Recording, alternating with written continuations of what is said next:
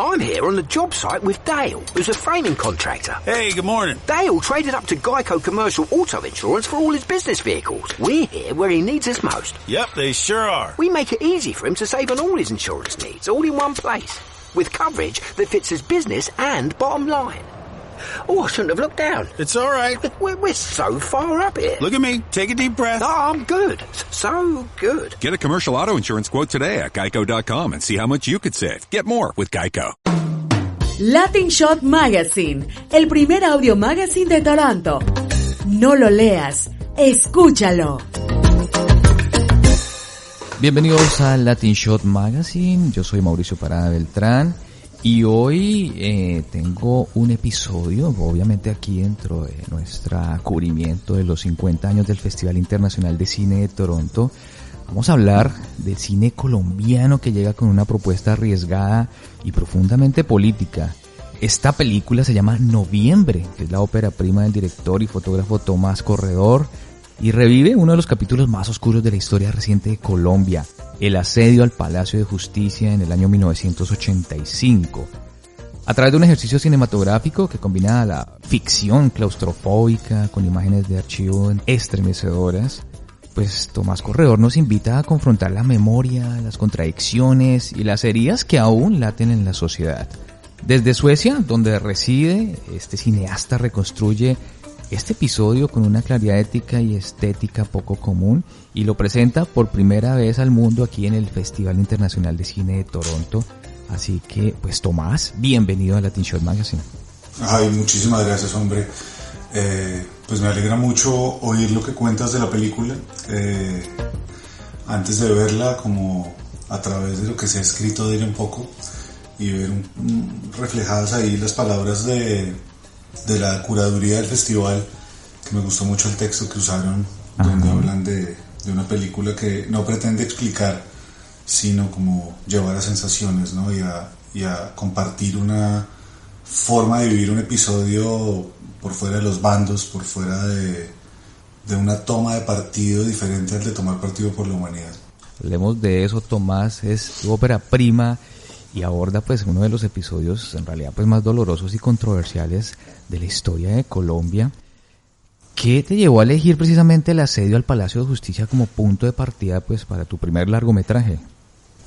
Eso fue casi automático en el momento en que pensé en hacer una primera película. Yo estudié cine hace muchísimos años, y casi toda la vida me dediqué, después de una época en la que estuve enseñando en diferentes escuelas en Colombia y facultades de cine, terminé haciendo comerciales de televisión y terminé alejándome del cine de alguna manera por mucho tiempo, por más de una década, y en un punto como que empecé a sentir esa pulsión picando por dentro, porque uno es como que eso no se puede abandonar, y creo que después de ser papá también como que pensaba un poco en salirme de ese espiral de comerciales que, si bien te dan un oficio en un set y te enseñan a solucionar problemas audiovisuales y a estar imbuido pues en las dinámicas de rodaje, lo alejan a uno de su pensamiento crítico, de un ojo que cuente las cosas desde un lugar diferente al de unas ciertas fórmulas que se repiten mucho.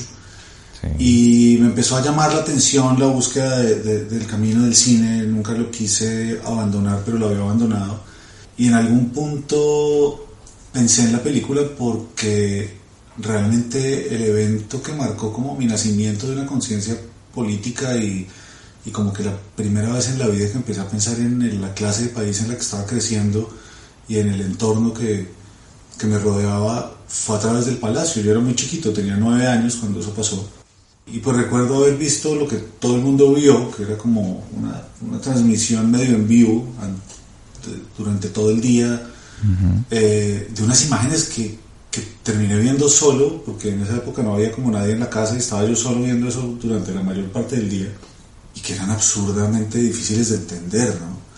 Y con el tiempo, cuando empieza uno a crear una posición política, cuando empieza a darse cuenta de las cosas por las que quiere pronunciarse en la vida, pues fue inevitable que ese trauma compartido con el resto de Colombia, que todos tenemos y todas tenemos en Colombia por haber nacido en un país en un conflicto tan prolongado como el que ha vivido Colombia, pues encontrar a su germen, en el caso mío, en ese aspecto, en ese episodio puntual. Entonces fue como automático, ¿no? Como quiero hacer una película, y lo primero que me llegó fue como el Palacio, era como una necesidad de tengo que hablar del Palacio de Justicia. Bueno, esta película se desarrolla en un espacio claustrofóbico, ¿no? El baño dentro del palacio. ¿Qué posibilidades narrativas y simbólicas pues encontraste en ese encierro forzado para hablar pues del caos exterior y de la fragilidad humana? Pues son muchas las cosas que me llevaron al baño. Lo primero es que la primera idea de la película trataba de contarse desde más espacios, ¿no? Incluso por fuera del palacio, la Casa del Florero, el Consejo de Ministros, la cafetería, la oficina del presidente de la Corte. Eran como muchos lugares, incluido el baño, que en las primeras lecturas de los primeros libros que empecé a encontrar sobre el palacio en la época en que empecé a pensar la película, me hacían pensar en una película que no mostrara el combate, pero sí como las diferentes partes en las que se iban sintiendo las tensiones de esas 28 horas. Y con el tiempo, en la medida en que más iba leyendo y empecé después a pasar del estadio de investigación bibliográfica hacia lo judicial, y empecé a entrar en los testimonios de personas que sobrevivieron, empecé a oír entrevistas de gente que estuvo dentro de ese baño, me fui dando cuenta, y aquí aparece un poco no solo lo narrativo, sino eso simbólico que hablas, de que en el baño se concentró una cantidad de personas que por su origen, por la diversidad, por sus jerarquías, por los bandos opuestos, por un montón de razones, me empezaron a generar como una sensación de país, ¿no? Señoras del aseo, ascensorista, de la cafetería, secretarias, auxiliares, magistrados de la corte, consejeros de Estado, más una fracción de la guerrilla que se tuvo que esconder en el mismo lugar, y que lo usó como un lugar para protegerse durante 20 y pico de horas. Me sugirió una serie de país en el que se podía tomar como una foto de Colombia en el 85, ¿no? De los hombres blancos altos con oportunidades de haber estudiado para ser magistrados, de una primera mujer que está entrando en un alto cargo como magistrada, como consejera de Estado, de las mujeres supeditadas a labores completamente, incluida en la misma guerrilla, de cuidar a los hombres, de ser las que sirven, las que limpian, las que tienen al herido ahí, las que organizan las cosas del arsenal, ¿no? Como que empecé a pensar en esa Colombia donde se pudo poner un país en un solo sitio, desde la presencia de una persona con unos rasgos indígenas hasta la persona blanca de la Corte Suprema. Y eso me empezó a generar la posibilidad de no tener que salir de ahí.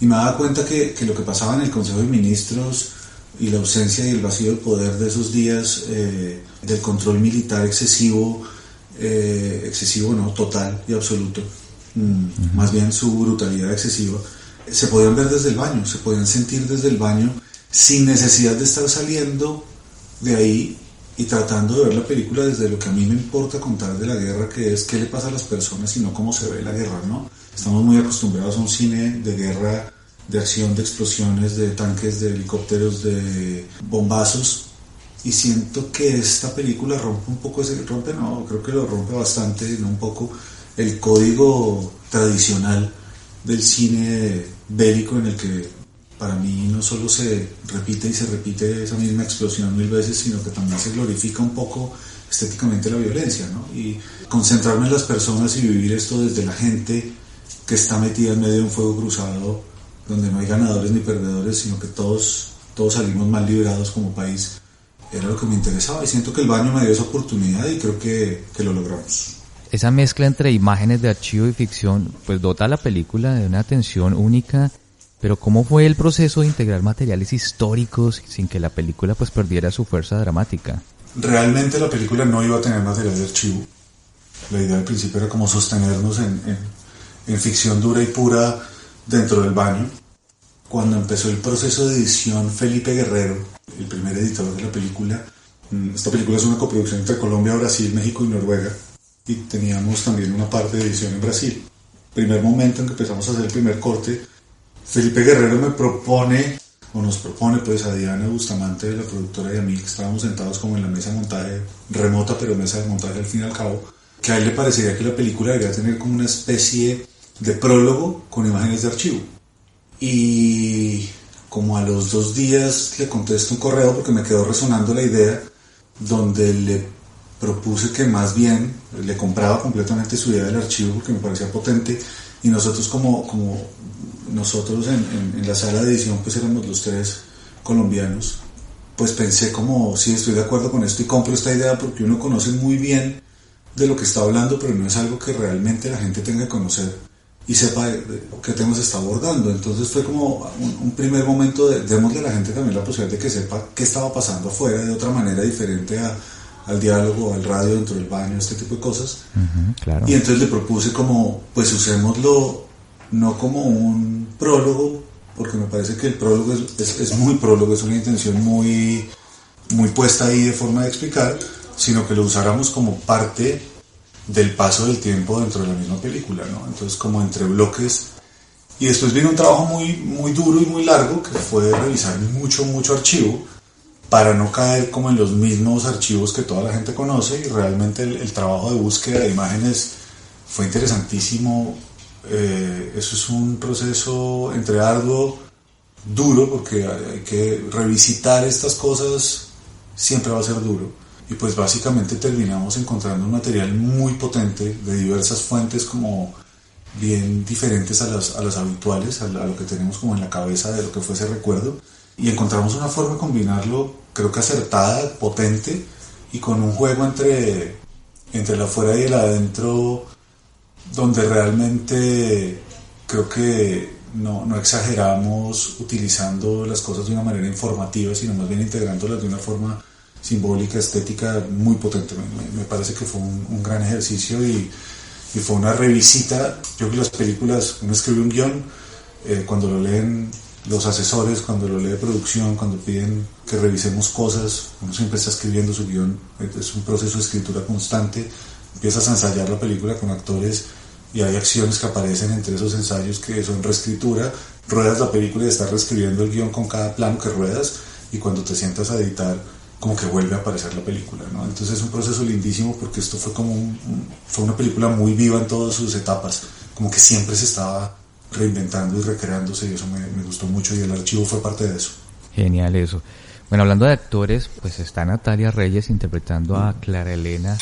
Natalia, actriz colombiana de cine y televisión, y también obras de teatro, no solo en Colombia sino en Estados Unidos. Además es conocida por protagonizar la película Terminator Dark Fate, y ella pues está aquí como un personaje que sostiene gran parte del peso emocional de la historia. ¿Qué buscaban en ese personaje? ¿Cómo construyeron juntos ese retrato pues lleno de contradicciones? A ver, pues Natalia fue como un regalazo de la vida cuando llegó al casting, cuando entró a este proceso y se ensambló con un equipo como el que tenemos, donde hay 30 actores y actrices metidos en ese espacio. Pues fue maravilloso trabajar con alguien de su calidad humana, de su profesionalismo. O sea, es que por todos lados es maravilloso. Pero el personaje, si bien se puede entender como uno de los personajes protagónicos, es una película que busca hablar un poco desde una coralidad, desde el grupo, desde lo humano, como algo entendido de manera universal y no particularmente. Es un esfuerzo del guión, es un esfuerzo del rodaje, es un esfuerzo de la edición, tratar de sostener eso, y evidentemente hay una necesidad de encontrar puntos de vista que se pongan al servicio de la identificación emocional, y Clara Elena es uno de esos puntos, y es importantísimo porque ella, al ser la única sobreviviente del M-19 que sale de ahí, pues es la única persona que también puede contar eso desde el lado de la guerrilla. La película me parece que cuenta muy bien, de una manera abierta y sin romanticismos de ninguna lucha, la manera en que se juntan estas personas en ese espacio, y ver cómo se va derrumbando ese plan y cómo las cosas van yéndose de las manos. Y me parece que la decisión de Clara Elena Enciso, que para salir de ese lugar, lo mismo lo hizo otra guerrillera que aún permanece desaparecida, que es Irma Franco, que fue utilizar ropa de las civiles muertas para salir del baño, habla de la persona que está por debajo de los uniformes, ¿no? Y yo siento que era importante poner, cuando hablo tanto de lo humano y lo humano, era importante que también el punto de vista que conduce la película un poco salga de una persona y no simplemente una guerrillera o un militar, un comandante, y quitar un poco esta forma de entender el conflicto como lo tenemos de estos son guerrilleros, estos son bandidos, estos son no sé qué, estos son unos tales porque son los militares. Creo que en las polarizaciones actuales del mundo y en un conflicto como el nuestro, la forma en que hablamos de las personas que han pertenecido a cualquier bando desde el otro bando son un poco deshumanizantes. Entonces me pareció importante trabajar la persona que está bajo ese uniforme y juntar esto como un grupo de seres humanos que se ponen a dar la vida por unas formas equivocadas de tratar de imponer ideas de un lado y del otro, ¿no? Claro.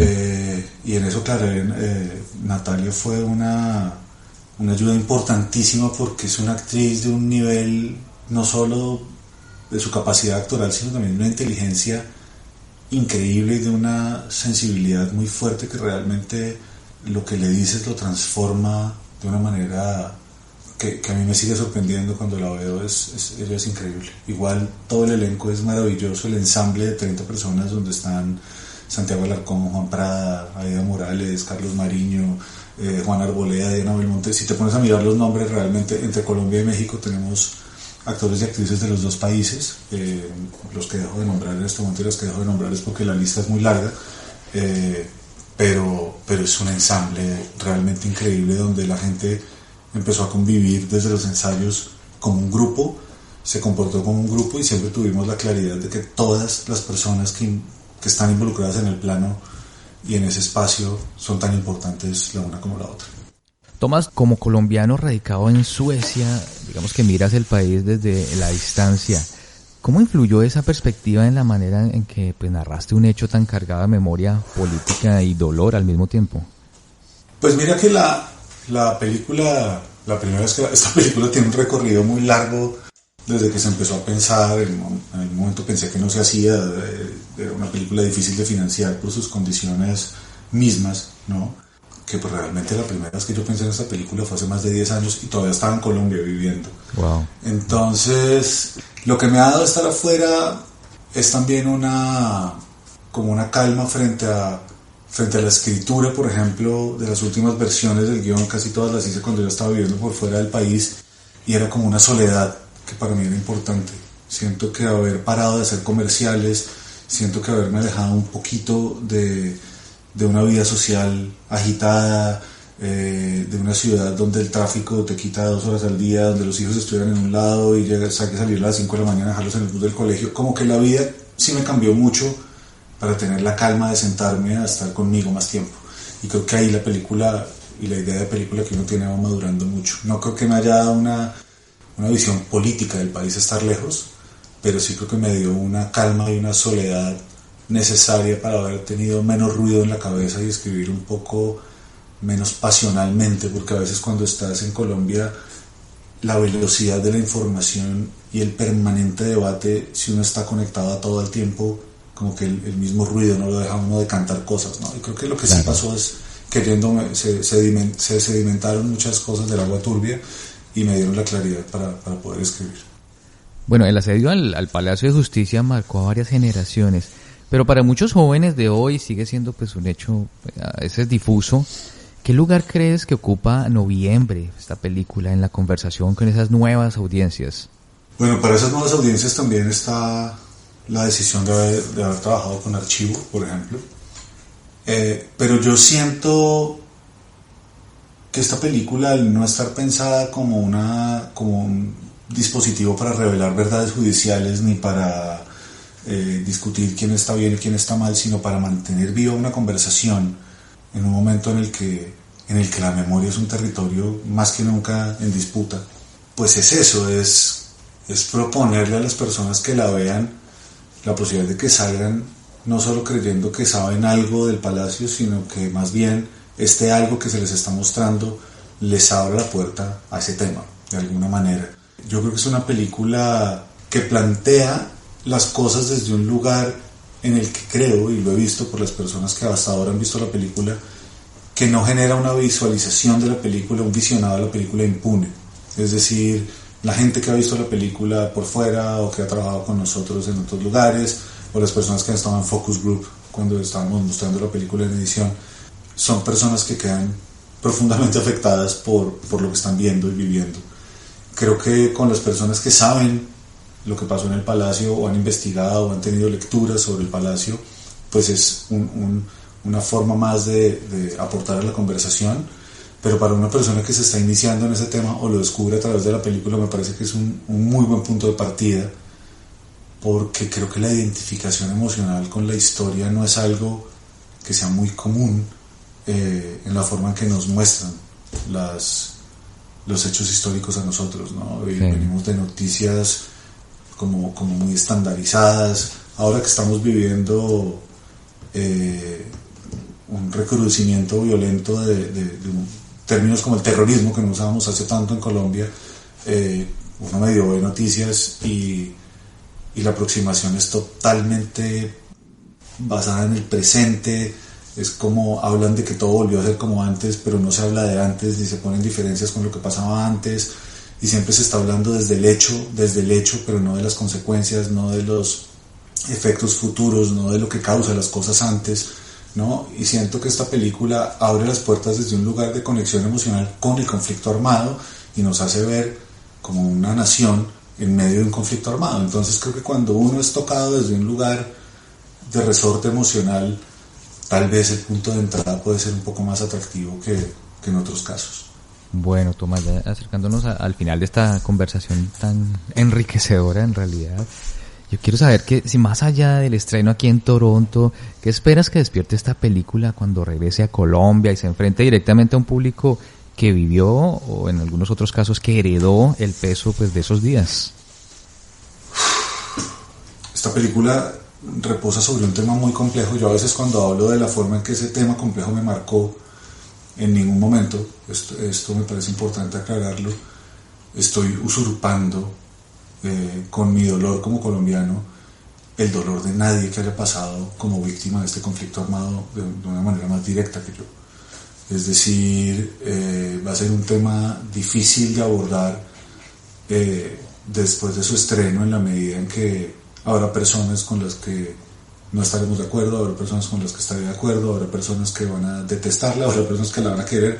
Es una de estas películas que estoy seguro que genera controversia desde el tema en que se está trabajando, sobre todo en una sociedad como la nuestra, donde todos queremos y todas queremos tener verdades sobre los eventos históricos, sobre las posiciones políticas, donde se habla tanto de quién es bueno y quién es malo, ¿no?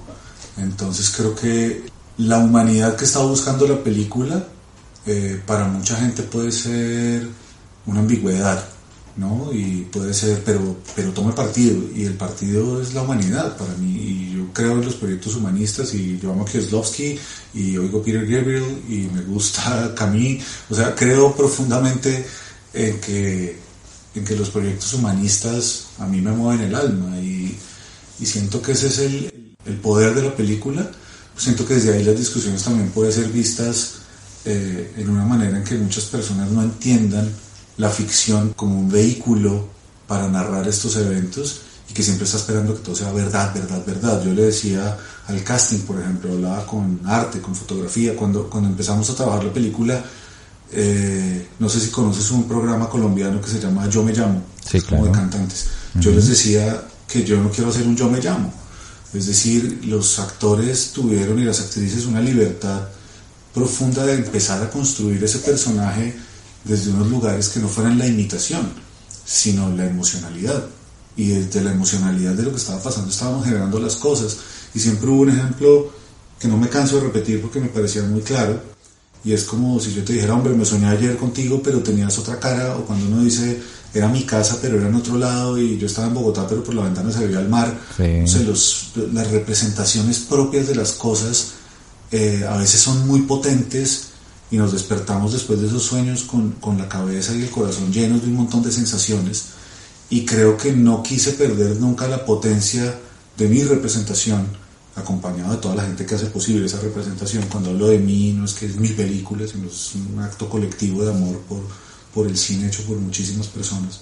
Pero cuando hablo de esa representación, ahí sí hay una visión que es propia, hay una visión que yo planteé, yo soy el guionista de la película, hay una visión que yo escribí, ¿no? Y hay una visión que sostuve durante los ensayos y que antes de rodar una escena se la contaba de nuevo a la gente que estaba enfrente para que todos entráramos en ese universo. Entonces ese sueño del que soy responsable pues está basado en un hecho real, está basado en un evento real, tiene nombres de personas reales y a la vez es una representación, no sé, tú ves un cuadro a veces de algún pintor que no pinta exactamente de una manera figurativa y se llama retrato de tal persona, y alguien puede decir, pero no se parece, tiene un ojo más arriba que el otro, ¿no?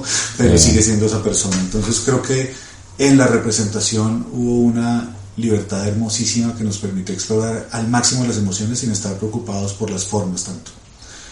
Formas que respetamos porque la época está muy bien elaborada. Me sorprendió, yo entré hace baño y a pesar de que hay diferencias arquitectónicas, porque necesitábamos unas condiciones de rodaje que lo facilitaran de unas maneras y que hicieran menos pesado el ambiente para sostenernos sin tanta claustrofobia, a pesar de ser una película claustrofóbica.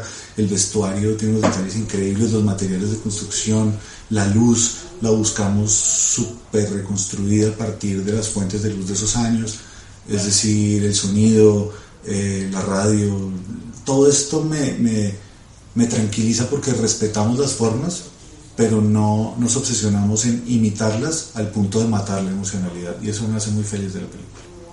Bueno, Tomás, pues primero que todo agradezco tu tiempo, habernos compartido toda esta historia a través de lo que fue también de esta producción y de lo que puede llegar a ser ya después de su estreno aquí en Toronto. Sin lugar a dudas, una película que era necesaria, es una película intensa como nos has contado.